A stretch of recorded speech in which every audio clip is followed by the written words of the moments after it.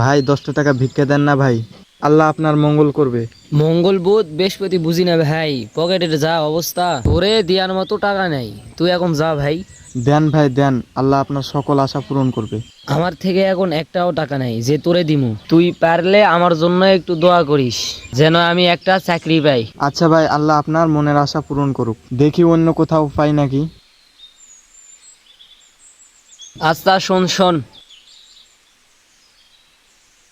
জি ভাই। মসজিদে যায় দেখ, এক ভাই আছে, উনি অনেক দান করে, আশা করি উনি তোকে ফিরাবে না। আচ্ছা ঠিক আছে ভাই, আমি দেখতেছি।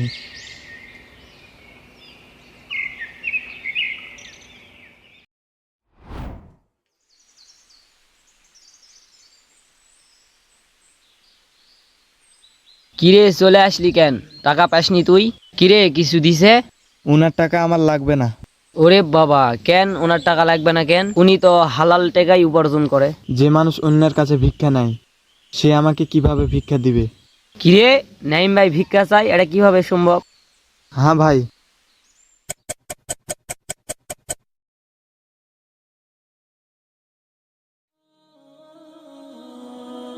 ইয়া আল্লাহ, আপনার প্রতি অনেক শুকরিয়া আল্লাহ। আপনি আমাকে অনেক ধন সম্পদ দান করেছেন, যার জন্য আমার আর অন্য কারোর কাছে হাত পাতা লাগে না। আপনি আমার এত নিয়ামত দান করছেন, আপনার প্রতি অনেক শুকরিয়া আল্লাহ। আল্লাহ, আমি একটা গাড়ি কিনতে চাই আল্লাহ। আমার কাছে কিছু টাকা জমানো আছে, বাকি টাকা আপনি ব্যবস্থা করে দিন আল্লাহ, আপনি ব্যবস্থা করে দিন। আমি আপনার দরবারে ভিক্ষা চাই আল্লাহ, আপনি আমাকে ভিক্ষা দিন আল্লাহ। আমার যে আর আপনি ছাড়া কেউ নাই আল্লাহ, আপনি আমাকে ভিক্ষা দিন আল্লাহ। ওই ভাই আল্লাহর কাছে ভিক্ষা চাই, তাই আমি এখন থেকে আল্লাহ তাআলার কাছে ভিক্ষা চাইবো, মানুষের কাছে আর নয়।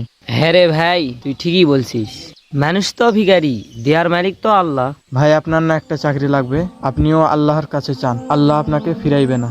ইনশাআল্লাহ। আচ্ছা ভাই, তাহলে আমি আসি।